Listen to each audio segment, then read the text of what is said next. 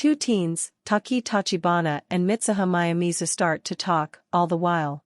They discuss time and of dreams, and how each can be an extraordinary misfortune. A piece of one comet severs and falls to the earth. We see Mitsuha battle in her rest. She shouts to Taki, inquiring as to whether he recalls. Mitsuha awakens. However, it isn't her, as a matter of fact. It is Taki, who has gone crazy to be in a young lady's body, however not above secretly groping on Mitsuha's bosoms. Mitsuha's more youthful sister Yatsuha comes into her room, seeing her being peculiar once more and tells her morning meal is prepared. Taki, as Mitsuha strips down and searches in the mirror, went nuts by the bizarre dream he continues having, awakening as a young lady. Going first floor, clearly back to her typical self, Mitsuha eats with Hitoha, who is their grandma and watchman. Hitoha and Yatsuha note that Mitsuha had been acting unusual the other day. They watch a transmission that takes note of that a comet not seen for more than 1,000 years will actually want to be found overhead in a month's time. Mitsuha strolls to school and gets together with her companions Katsuhiko and Sayaka. As they walk, they see a mission discourse by the neighborhood city hall leader, who is on the ballot. As she strolls by, the man shouts at Mitsuha to stand upright. We understand that the city chairman is really Mitsuha's father, alienated from the remainder of the family for obscure reasons. At school, Mitsuha flips through a notepad and tracks down a note. It peruses, "Who are you?" Afterward, Mitsuha discovers that the day preceding she had failed to remember her homeroom and where her storage was. This data shocks and astonishments her. Sayaka credits it to push Mitsuha is under to play out a Miko custom for the family holy place, something Mitsuha would rather not be helped to remember. As the three head back home, they lament how little their town of Itomori is. There are no cafes, bookshops, or social scene. Mitsuha herself fantasies about graduating school so she can move to Tokyo. Katsuhiko proposes they go to a bistro. The young ladies shout out invigorated. In fact, it is only a candy machine close by a recreation area seat. Mitsuha returns home, leaving Sayaka with Katsuhiko. Sayaka gets some information about his tentative arrangements. Katsuhiko says he will probably remain around like he generally has after graduation. Mitsuha, Yatsuha, and Hitoha practice the specialty of kamihimo, mesh making. Hitoha lets them know the significance of what they are making. The city hall leader meets with Katsuhiko's dad, who is important for the Neighborhood Development Association, to get the help of his people for the impending political race. Katsuhiko is let by his dad know that he will work with them the next end of the week, to his irritation.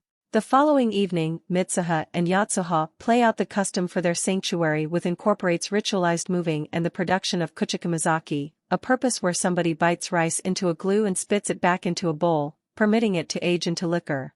A couple of Mitsuha's colleagues stroll by the custom and counterfeit her, to her irritation. As they head back home, Yatsuha tells her elder sibling not to think about it so literally, but rather Mitsuha is becoming irritated with her life. "I disdain this town," she shouts out. "I can't stand this life. If it's not too much trouble, make me an attractive Tokyo kid in my next life."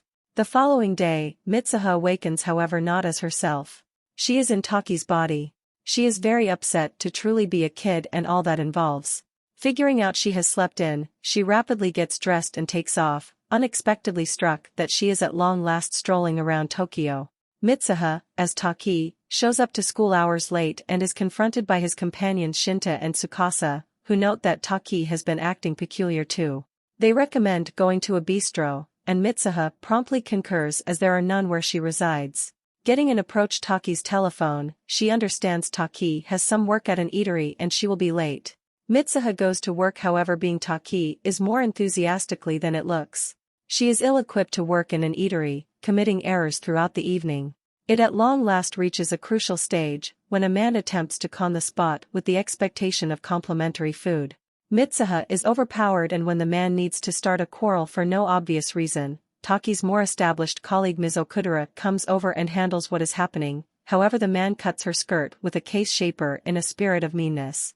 Afterward, Okudera lets Taki know that she followed the handbook to deal with the circumstance, however she wanted to have done something more serious to the one who was obviously conning the cafe. Seeing the cut in Ms. Okudera's skirt, Mitsuha offers to fix it. Ms. Okudera is enchanted by this, saying Takas has been evolving of late, and she is enchanted that he presently has a female side.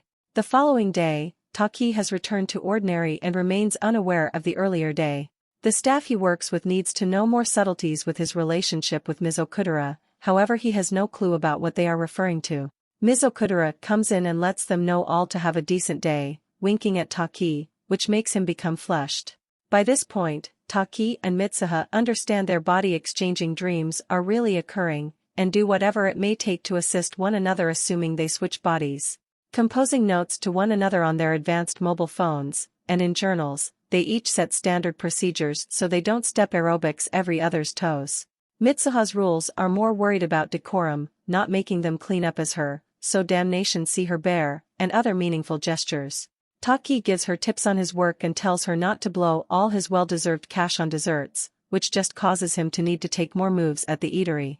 Despite their best efforts to act civil, both can't help but poke fun at one another. While Mitsuha flirts with Ms. Okudera at school, Taki manages to make a few individuals fall in love with Mitsuha, giving him a real chance with her. They each express outrage about the other's interference and agree that they don't want to be in a relationship. One weekend day, Taki switches places with Mitsuha. It turns out that it is the day that Mitsuha, Hitoha, and Yatsuha are heading to the remote family shrine. Hitoha explains the concept of a union to them as they stroll along, whether it is a braid they made, time itself, or even just sipping a drink, unions are formed every day. The trio together are happy. Eyes pass, and Taki makes a cursory effort. He starts to portray Itomori from memory, attempting frantically to sort out where she resides, with little karma. At some point, he chooses to pass on the city to track down the town. Lastly meet Mitsuha. Following along are Ms. Okudera and Tsukasa, who are there for moral help. They are interested and enchanted by Taka's secret young lady, while Taki should be demure about how he met her. The triplet travel many places, however nobody knows the town Taki has drawn. Going to surrender, Taki and his companions stop at a neighborhood cafe. The proprietor perceives the spot as Itomori, yet when Taki asks the distance away it is, the proprietor goes quiet briefly prior to making sense of 3 years before the town was obliterated by a comet section, killing more than 500 individuals. Taki is taken to the edges of Itomori where he sees minimal left of the town. He attempts to show his companions the notes Mitsuha left for him on his telephone, just for them to vanish. He doesn't know what to think. The threesome goes to a nearby library and sees the reports about the misfortune and the rundown of the dead. Mitsuha, her sister, and her companions are among the dead. Taki is stunned and devastated. He is some way or another connected to a dead young lady, who kicked the bucket a long time back. The three get a lodging for the evening. Tsukasa asks Ms. Okudera's assessment on Taka's late way of behaving and what he guarantees about Mitsuha. Ms. Okudera, while letting it out is all weird, notes she generally observed Taki to be great, however he turned out to be even a superior individual as a result of this young lady. Soon thereafter, Ms. Okudera and Taki talk. She sees an interlace on Taka's wrist. Taki says he got a couple of years prior, however he doesn't recollect who gave it to him or why, however he wears it frequently for good karma. As he rests, Mitsuha shouts to him to recollect. The following morning, Ms. Okudera awakens to track down a note from Taki to advise them to return home without him. He needs to head off to some place first. Taki goes to Itomori, and finds his direction to the sanctum of Mitsuha's family, still unblemished. He goes inside and finds the purpose Mitsuha and her sister left. Taki believes on the off chance that he drinks a portion of her purpose, he can make one final association and maybe save her. Taki drinks some, however as he stands up, he outings and falls. All as he does, he takes an excursion, and sees Mitsuha's life, her introduction to the world, satisfaction with her folks, the introduction of her sister, the disease and demise of her mom, her dad's deserting of the family and his obligations, her grandma really focusing on them, and her passing by the comet. Taki awakens in Mitsuha's body. He understands he has one final possibility. Seeing the TV, he understands it is the day of the comet and the town's annihilation.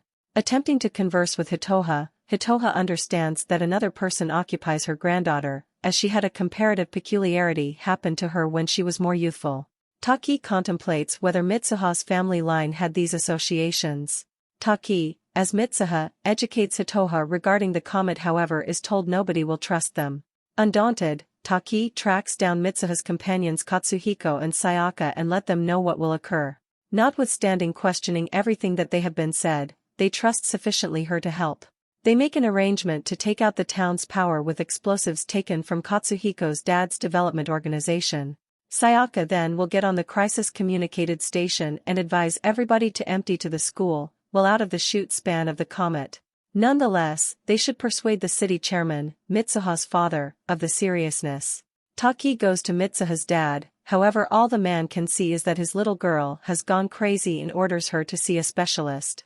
Maddened, Taki gets him by the tie and shouts, "You child of a," however the two of them stop. "Who are you?" Mitsuha's father asks, additionally seeing that his little girl isn't remaining before him.